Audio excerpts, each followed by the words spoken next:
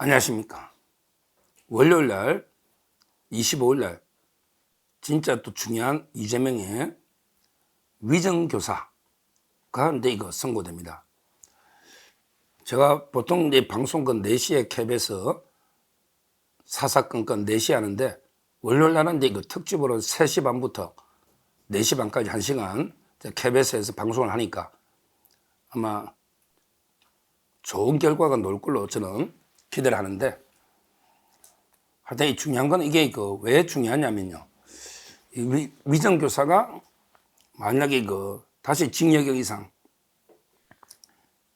유죄가 나오면서 벌금 아니고 징역형 이상 나오면요. 이재명은 이제 진짜 민주당 의원들도 포기할 수밖에 없어요. 이거는 녹취록이 분명한데 여기에 유죄가 나오고 징역이 나오면 그럼 이게 방법이 없잖아요. 특히 2개가 있으니까 선고가. 그래서 이제 아주 중요한 데는 판결로 보고 있습니다. 제 결론은 이제 제 동영상의 주장은요. 김진성 씨는 선처를 하고 이재명을 엄벌해라. 이런 데 주제입니다. 2명이 선고하거든요. 김진성 씨하고 그 다음에 이재명. 김진성 씨는 이제 10개월을 구형받았고, 이재명이는 이제 3년을 구형받았습니다. 근데 왜 김진성은 이제 좀 선처를 해야 되고, 이재명을 엄벌에 쳐야 되느냐. 일반적으로 위정 자체가 이제 교사범이 위정한 사람보다 무겁게 처벌하는 게 원칙입니다. 그런데 왜 그러냐면, 위정이라는 게 원래 위정을 하게 된 중요한 재판이 있잖아요. 그 재판에 당사자가 자기 재판을 이기려고 정인을 부탁하는 거거든요. 그러니까 이제 위정을 교사하는 사람이 대부분 이게 어떤 다른 재판을 이기려고 위정을 부탁하기 때문에 교사범이 무겁게 처벌되는 게 일반적인데, 근데 이재명 사건은 유난히 더 그 차이가 큽니다. 위정한 김진성 씨보다 위정을 교사하는 게 이재명의 재질이 아주 안 좋다. 일반적으로 위정교사가 무거운데 이거는 특히 더 차이가 난다. 그래서 이제 검찰도 김진성 씨는 10개월, 이재명은 이제 3년을 구형한 이유가 거기 있는 거예요. 특히 차이 납니다. 자, 세 가지 근거를, 이유를 말씀드리면요. 첫째는 이제 이 사건은요. 단순하게 위정을 교사한 게 아니고요. 아예 위정을 협박한, 강박한 이런 겁니다. 아예 위정을 협박을 한, 안 할 수 없게 사실상 위정 협박, 강박 이런 데 압박을 가해서 위정을 하게 만든 거예요. 김진성 씨는 어떻게 보면 이게 피해자입니다. 그 녹취록에 보면 나옵니다. 녹취록에 실제 김진성 씨가 당시에 김인섭 씨하고요. 백현동에서 사업을 하고 있었거든요. 백현동에서 사업을 하고 있었어요. 김인섭이는 이제 어떤 분이냐 제가 좀 취재를 또 해봤어요. 제가 여러 군데 김인섭이가 보통 횟집 허가방부터 나오는데, 제가 이제 조금 더 김인섭을 잘 아는 여러분들한테 오래전에 그 전에 김인섭 씨가 어떤 분이냐 좀 취재를 해봤어요. 그랬더니 와, 김인섭이가 외국어 학원을 했다는 겁니다. 이거 처음 나오는 이야기입니다. 김인섭 씨가 외국어 학원을 했다. 옛날에 정청래가 영어 학원 한 거 똑같죠? 김인섭 씨가 외국어 학원을 했다. 그리고 이제 접고 그 다음에 시민단체 운동을 좀 하다가 정동영이하고 친했잖아요. 하다가 그 다음에 횟집을 했고, 근데 또 그 이후에 횟집을 한번 폐업을 했대. 횟집을 한번 하다가 또 이게 잘 안 된지 폐업하고, 나중에 다시 나로도 횟집, 고향인데 고흥이니까 나로도 횟집을 이게 한번 폐업하고, 나중에 다시 이재명이가 잘 되니까 횟집을 열으니까 그게 완전히 성남 공무원들이 미어 터지니까 그게 이재명이도 자주 오고, 거기에서 이제 성남시 인사도 하고 그렇게 됐다는 거예요. 그러니까 외국어 학원, 그 다음에 횟집, 폐업했다가 이재명이 잘 되고 다시 횟집. 이게 그 김인섭 씨다. 근데 그때 김인섭 씨하고 김진성 씨가 백현동에 그 사업을 같이 하고 있을 때니까 이때 이재명이가 위정을 이게 사실상 계속 압박을 하는 거예요. 한 12번을 기억을 되살리라니까 압박을 하는 거예요. 그러니까 이제 그 본인은 위정하기 싫었겠지. 근데 어쩔 수 없이 계속 압박하고요. 마지막에 가면 이게 이런 이야기 나옵니다. 우리 김진성 씨, 그 김건식한테 돈을 왜 주세요? 이런 이야기 나옵니다. 김건식. 그러니까 이제 김진성 씨가 놀래가지고, 아이고, 저는 이게 김건식한테 돈 준 적이 없습니다. 제가 알기로 이게 윤종혁이가 준 것 같은데요? 막 이럽니다. 그러니까 이제 이재명이가 뭐 윤종혁이가 주나, 우리 김진성 비서가 주나, 이쪽에서 김병량 측에서 준 거 아닌가? 뭐 이런 이야기들이 나옵니다. 실제 어떤 사람이냐? 이 사람들은 이제 그 성남 1공단의 개발업자들입니다. 김건식하고 윤종혁이가. 현재 그 윤종혁이가 성남하고 이게 그 소송 중이라고 합니다. 그러니까 성남 1공단이 있잖아요. 요걸 뺏어가지고 대장동 김만배한테 준 거거든요. 그게 뺏기기 전에 김건식, 윤종혁. 근데 이 사람들이 이제 뭐 이재명하고 원수겠죠. 뺏어가지고 김만배한테 주니까. 그러니까 이제 거기에 뇌물 준 거 없느냐. 김진성 이런 식으로 그 협박을 하는 것 같아요. 이재명이가. 그러니까 제 말은 이게 김진성 입장에서는 이제 이재명이가 도지사로서 자기 백현동 사업의 운명을 쥐고 있는 거고요. 그리고 이제 은근히 협박을 할 정도로 이러다 보니까 이제 위정을 안 할 수가 없는 이런 이제 상황이 있었다. 실제 위정을 해달라고 이재명이가 상당히 압박을 가했다. 이런 이야기입니다. 그게 녹취록에 적나라하게 나타나요. 뭐 고양이하고 지하고 대화하는 것 같아. 이재명이가 하나님이거든. 아니 위정을 부탁하는 놈이 더 큰 소리 치고 억압하니까 이거는 이제 뭐 자기가 도지사로 모든 걸 쥐고 있으니까 이런 거 아닙니까? 이것만 보더라도 저는 김진성 씨는 사실상의 협박의 피해자 아니냐. 위정한 거는 맞아요. 제가 이제 위정 신문 조서를 봤더니 김진성 씨가 위정을 많이 했더라고요. 이거 실패한 교사가 아니에요. 이재명이가 부탁해서 위정을 많이 했더라고. 뭐라고 위정했냐? 그때 김병량 측에서 이재명을 주범몰라고 KBS하고 협의를 했습니다. 이렇게 정언했어요. 이걸 이재명이 또 사기친다니까? 실패한 교사라고 위정한 적이 없다고. 위정한 게 너무 많아. 실제 그때 KBS하고 김병현 측에 아무런 합의도 없었거든요. 근데 마치 이게 이재명 주범몰라고 합의가 있은 것처럼 쭉 정언하고 있습니다. 근데 그 모든 게 이재명이 사실상 강압, 협박 때문이었다. 이게 일단 선처가 돼야 되는 첫째 이유예요. 두 번째는 이제 제일 중요한 게 자백이잖아요. 법에서요. 우리 양형요소 중에 가장 중요한 거는 모든 범죄마다 가장 중요한 거는 바로 이게 진지한 반성, 자백입니다. 진지한 반성이 있을 때 가장 유리한 양형요소 이게 없으면 이게 유죄가 넣었을 때 감경할 요소가 없어요. 끝까지 지은 죄가 없다고 잡아떼는데 유죄인데 뭘 감경하겠습니까? 뭘? 그만큼 이게 진지한 반성, 자백 여부가 형의 양형 요소의 가장 중요한 요소입니다. 근데 김진성 씨는 모든 걸 이렇게 진지하게 반성하고 자백을 하고 있잖아요. 그때 실제 김병량과 KBS에 아무것도 없었거든. 근데 내가 위정을 했다. 인정한다. 잘못했다. 이렇게 모든 걸 진지하게 반성하고 자백을 하고 있습니다. 근데 이재명이는 아예 계속 법정에서도 부인. 그 다음에 우리 대국민 사교육의 위정이 제한된다는 걸 네 번이나 이게 페이스북에 올렸습니다. 실패한 교사다. 이런 식으로 심지어 김진성 씨도 위정이 아니다. 이런 말도 안 되는 국민 사기 가짜뉴스도 올리고요. 계속 부인하고 있습니다. 법정에서도. 이거는 이제 엄청나게 불리한 양형 요소로 좌우할 겁니다. 판사들이 이런 걸 제일 싫어하는 건 재판 때도 그냥 밖에서 여론전으로 나는 위증이 안 돼. 이런 거 판사들이 엄청 싫어합니다.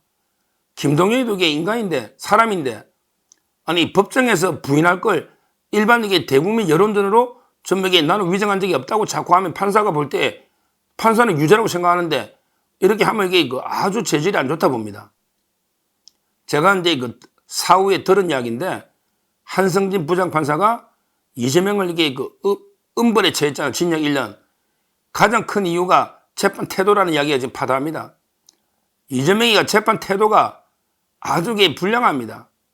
법정에서는 일개 범죄자 피고인일 뿐인데 자기가 야당의 대표면 그건 뭐 민주당 최고위원 할 때는 자기를 다 아버지처럼 떠받드니까. 근데 그 법정에서도 뭐 자기가 야당 대표입니까? 법정에서도 이게 대선주합니까? 아니잖아.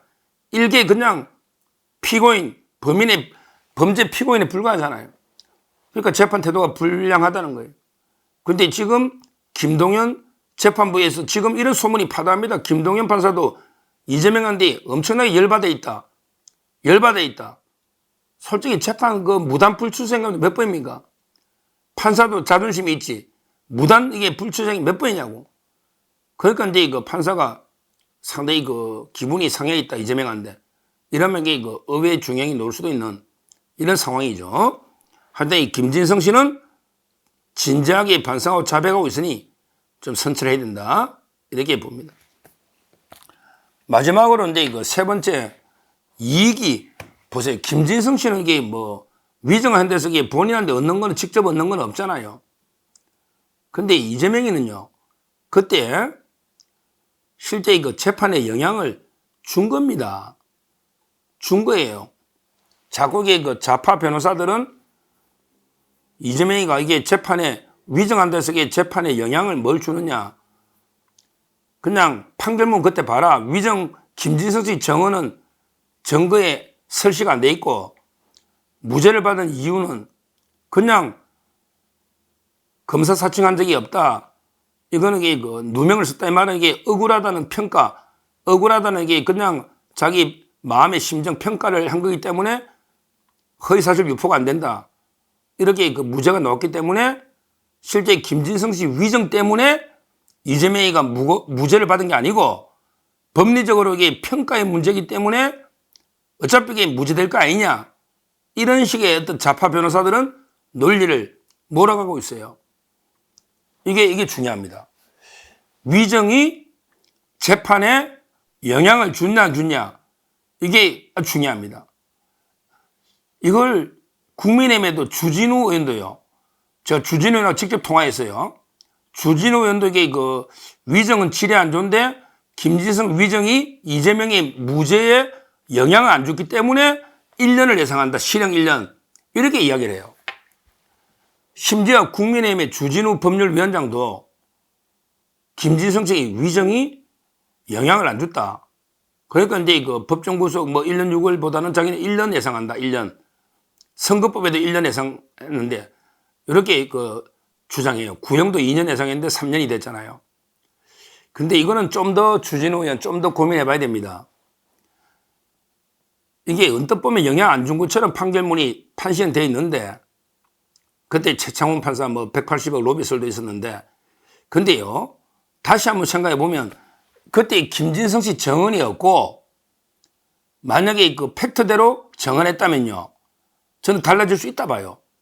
왜 그러냐면 이재명이가 뭐라 했냐면 나는 검사를 사칭한 적이 없고 억울하게 누명을 써가지고 근데 옆에서 억울하게 누명을 썼다 이렇게 말했거든요. 실제 정확한 워딩이. 근데 그걸 뒷받침해 준 게 김진성 씨 정언이 있은 거예요. 김진성 씨가 실제 KBS하고 김병량이가 이재명을 주범 몰라고 협의를 했다. 이렇게 정언해 줬기 때문에 판사 심정에는 그런 일이 있었구나. 그러니까 이게 이재명이가 억울해할 만하구나. 이런 심정이 있는 상태에서 그래 억울하다는 평가의 문제니까 무죄다. 이 말은 이게 판결문에 판시는 안 됐지만 김진성이 정언이 변론의 전 취지로 판사한테 다 이게 영향을 주는 겁니다. 그때 만약 김진선 씨가 사실대로 이재명이가 다 이게 그 주도를 했고요. 그 다음에 그 김병량이나 KBS는 이재명을 주범 몰기로 한 합의가 어떤 합의도 없었습니다. 그냥 이재명이가 옆에서 이게 다 불러주고 질문도 적어주고 검사 사투리처럼 그 속이지 다 했습니다. 이렇게 했으면 판사 심정에 이재명이 요놈이 다 주도해놓고 오히려 이게 억울한 피해자 코스프레 하는구나. 이런 인상이 들었으면 그럼 이게 논리가 뒤바뀐단 말이에요. 그건 이게 억울하다고 평가의 문제가 아니고 아니 자기가 주범인데 마치 피해자 코스프레 하는 것처럼 자기는 무관한 것처럼 거짓말 하는구나. 이렇게 되면 판결문에 유죄가 될 수도 있다 이 말이죠. 유죄가. 그러니까 제 말은 이게 이미 김진성 씨 위정이 판사의 심정에 이미 영향을 주고 그러다 보니까 진짜 억울하다고 생각했기 때문에 아마 이게 억울하다는 평가니까 이거는 이게 무죄다 이렇게 판결이 나왔다고 볼 수가 충분히 있는 겁니다. 있는 겁니다. 따라서 이게 어떻게 정언이 영향을 안 줄 수 있습니까? 영향 안 주면 이게 정언을 왜 그렇게 애타게 정인해달라고 합니까? 이재명이 변론 방향과 똑같은 정언이 나왔고 이게 그때는 기정사실화 됐으니까 판사가 볼 때도 좀 억울할 수도 있겠다. 그리고 그 억울한 감정을 평가로 나타낸 거니까 무죄 아니냐 이런 판결이 나왔던 겁니다. 그러나 만에 하나 그때 김진성 씨가 모든 진실을 지금처럼 다 밝혔다면 오히려 이재명이가 변론에서 주장하는 이게 협의가 있었고 뭐 누명 쓰고 이게 다 새빨간 거짓말이 되는 거예요. 그럼 판사가 볼 때 이재명의 변론이 새빨간 거짓말이 되는 거고 그러면 이게 억울하다고 누명 썼다는 것도 새빨간 거짓말이 되는 거고 그러면 이게 영향 재판이 충분히 저는 결과가 뒤바뀌었을 거로 보는 거예요. 그래서 김진성 씨 정언이 저는 이재명이 무죄 받는데 결정적인 역할을 했다 이렇게 보는 거예요. 이재명이는 덕을 얻었다 이익을 그때 날라갈 걸 이익을 얻었다 보는 거죠. 그런데 김진성 씨는 뭐 그런 이익이 없잖아요. 하여튼간에 이런 모든 이게 그 종합해 보면요, 김진성 씨는 뭐 어쩔 수 없는 의뢰 입장에서 이재명이가 집요하게 부탁하니까 어쩔 수 없이 그 위정을 해줬고 그 이후에 자백해서 모든 진실을 밝히고 있고 또 그 위정으로 인해서 이게 얻은 이익도 없고 그래서 이제 그 최대한 선처하고 이걸 이게 주도한 거는 이재명이가 완전히 뭐 슈퍼갑의 입장에서 위정을 강박했고 강압을 했고 그 다음에 지금도 이재명이는 이게 뭐 위정이냐고 새빨간 거짓말하고 있지 이거는 안 통할 겁니다. 안 통할 거예요. 그 다음에 그때 이미 날아났을 경기도지사 자리가 무죄 놓기 때문에 이재명이는 상당히 엄벌에 처해져야 된다. 그리고 특히 중요한 거는 재판에 영향을 저는 준 게 분명하다. 왜? 판사 심정 형성할 때 변론의 전 취지, 전 요소가 다 고려됩니다. 어떻게 김진선이 정언한 걸 딱 잊어버리고 판결할 수가 있습니까? 판결문에 그걸 안 썼다 해서 왜? 거기에 부합하니까 평가의 문제 안 썼다 해서 이게 영향 안 줬다 이렇게 말할 수는 없는 겁니다. 그래서 절대적으로 저는 영향을 줬다. 이렇게 보면 양형요소상 최악의 양형요소다. 최악의 양형요소. 그 다음에 무고전과도 있잖아요. 옛날에 검사 사칭할 때 무고전과. 이러면 이게 전과가 동종전과가 있고요. 그 다음에 진지한 반성도 없고요. 그 다음에 지감도가에 있는 사람을 위정을 맡겼고요. 그리고 이제 재판 결과에 영향을 줬다. 이게 가장 나쁜 4대 요소 모두 갖추고 있는 게 이재명이다. 그러면 이게 위정 교사 저는 실행이 놓으면서 법정 구속까지는 저는 아직 안 보지만 1심에서 실행이 놓을 수밖에 없는 이런 건데 집행유예만 놓어도 이재명은 희망이 없어요.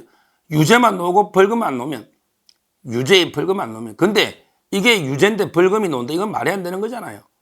최근에 벌금 놓은 사례가 거의 없거든요. 교사범에 이번에 한번 믿어야 될 겁니다.